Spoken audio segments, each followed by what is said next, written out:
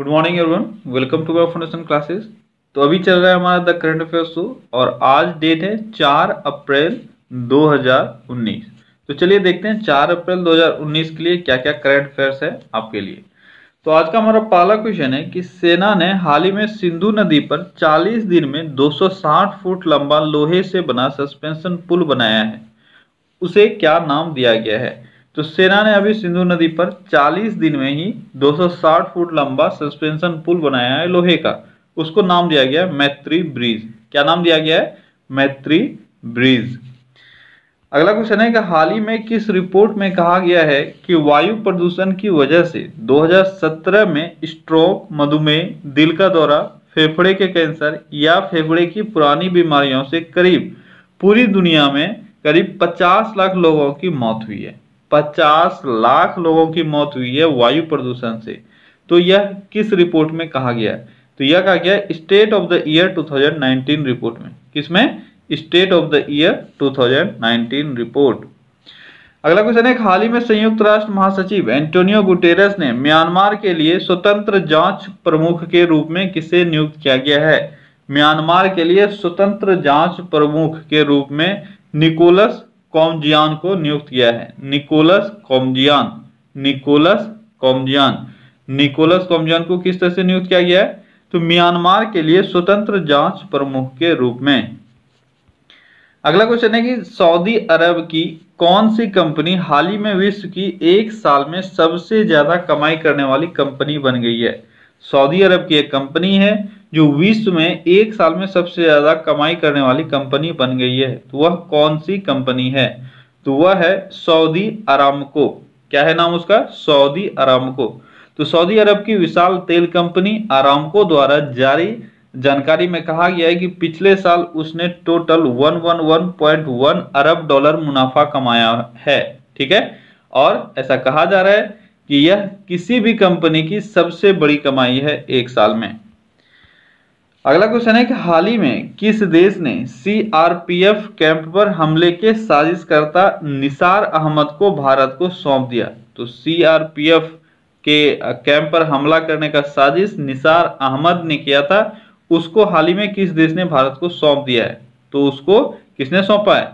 UAE ने सौंप दिया है। यूएई यानी संयुक्त अरब अमीरात ने पाकिस्तानी आतंकवादी संगठन जैसे मोहम्मद के सदस्य निसार अहमद तांत्रे को भारत को सौंप दिया है। यह आतंकी जम्मू कश्मीर के लेथपोरा स्थित सीआरपीएफ कैंप पर दिसंबर 2017 में हमले का मुख्य साजिशकर्ता था। कहां पे? लेथपोरा में, जो जम्मू कश्मीर में एक जगह है। अगला क्वेश्चन है, किस देश के कृषि विभाग ने घोषणा किया है कि बिल्लियों पर जानलेवा प्रयोग अब नहीं किए जाएंगे, जिनके कारण बीते 37 वर्षों में हजारों बिल्लियां मर चुकी है। यानी पहले बिल्लियों पर जानलेवा एक्सपेरिमेंट किया जाता था, अब बिल्लियों पर एक्सपेरिमेंट नहीं किया जाएगा जो एक्सपेरिमेंट जानलेवा हो। यह किस देश के विभाग ने कहा है? तो यह है अमेरिका।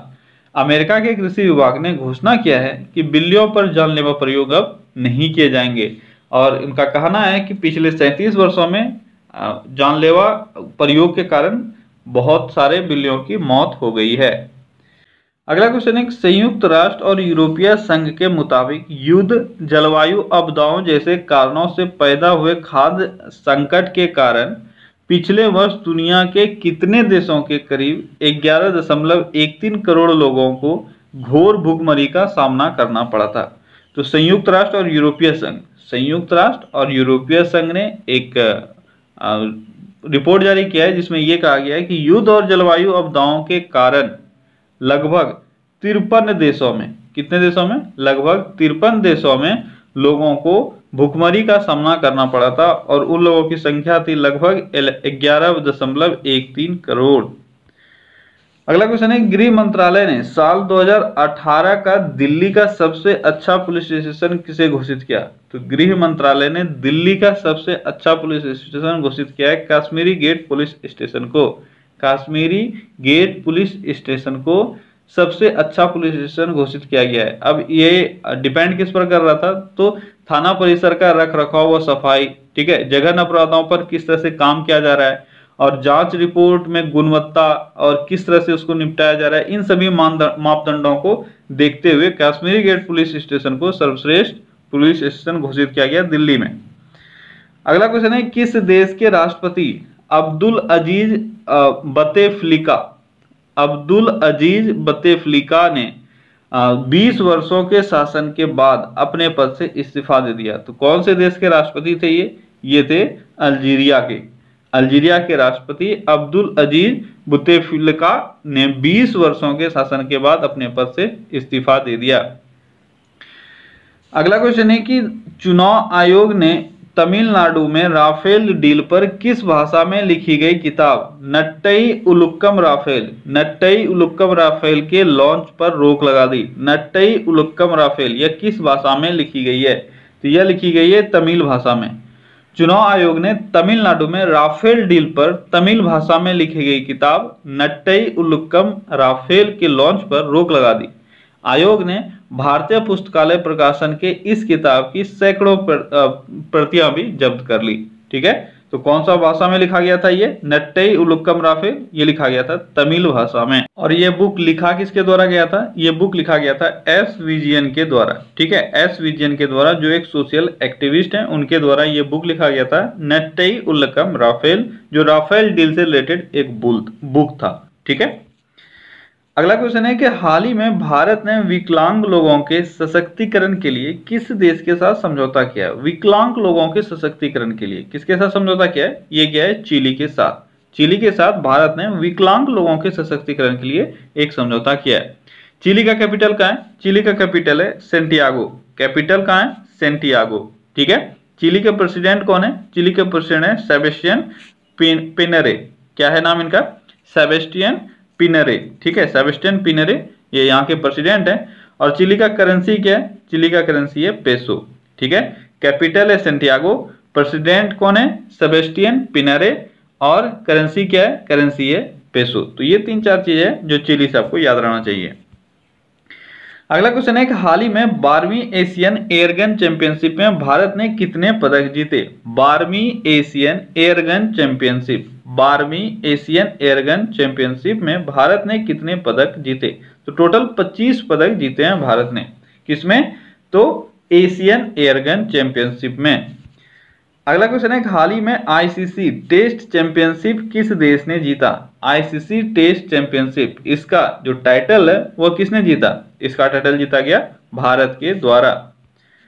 अगला क्वेश्चन है हाल ही में बहरीन ग्रैंड प्रिक्स 2019 किसने जीता? Bahrain grand prix 2019, Bahrain grand prix 2019 किसके द्वारा जीता गया? ये जीता गया लुइस हैमिल्टन के द्वारा। और लुइस हैमिल्टन एक बहुत ही अच्छे रेसर हैं। और कहां से हैं ये हैं ब्रिटेन से। ठीक है, अगला क्वेश्चन है हाल ही में योनेक्स सनराइज इंडिया ओपन 2019 का समापन कहां हुआ? Yonex sunrise India open 2019, Yonex sunrise, तो इसका हाल ही में समापन कहां हुआ है? ये हुआ है नई दिल्ली में। कहां हुआ है? नई दिल्ली में, योनेक्स सनराइज इंडिया ओपन 2019। अगला क्वेश्चन है हाल ही में किस कंपनी के प्रमुख राजन आनंद ने इस्तीफा दे दिया? राजन आनंद किस कंपनी के प्रमुख थे जिन्होंने इस्तीफा दे दिया? तो ये थे गूगल इंडिया के प्रमुख राजन आनंदन ने इस्तीफा दे दिया।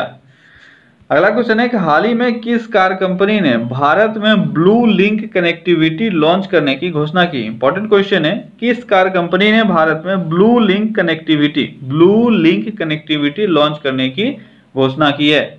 तो ये कौन सी कंपनी है?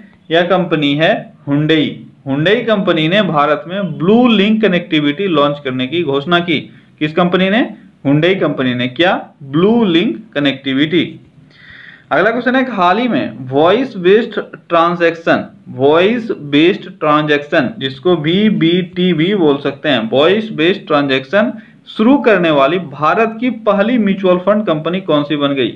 वॉइस बेस्ड ट्रांजैक्शन शुरू करने वाली पहली म्यूचुअल फंड कंपनी भारत की कौन सी बन गई?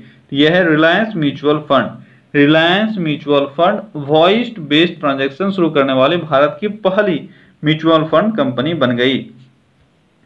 अगला क्वेश्चन है वर्तमान में भारत के महान्यायवादी कौन है?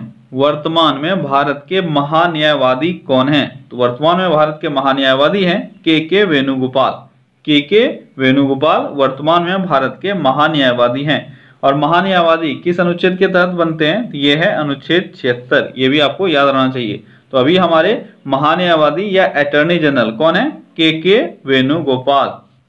अगला क्वेश्चन है कि वर्तमान में नेशनल ग्रीन ट्रिब्यूनल के अध्यक्ष कौन है? नेशनल ग्रीन ट्रिब्यूनल यानी राष्ट्रीय हरित न्यायाधिकरण, राष्ट्रीय हरित न्यायाधिकरण के अध्यक्ष कौन है? इसके अध्यक्ष हैं Adarsh Kumar Mehta. National Green Tribunal ये कब से लागू हुआ, यानी नेशनल ग्रीन ट्रिब्यूनल कब से अस्तित्व में आया? ये अस्तित्व में आया है 2010 से। 2010 से नेशनल ग्रीन ट्रिब्यूनल अस्तित्व में आया है।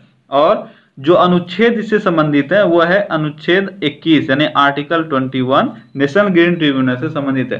देखो मेरा ये इंक्लूड करने का मतलब ही यही है कि जो इंपॉर्टेंट है मैं वो चीजें आप तक पहुंचाऊं। ये जनरली आपको एग्जाम में मिल जाएगा लेकिन आपको कहीं पढ़ने को नहीं मिलता है। इस कारण से मैंने 2 क्वेश्चन 3 क्वेश्चन डेली लेने का फैसला किया है ताकि कुछ आपको एक्स्ट्रा मैं प्रोवाइड करवा सकूं जितना जरूरी है।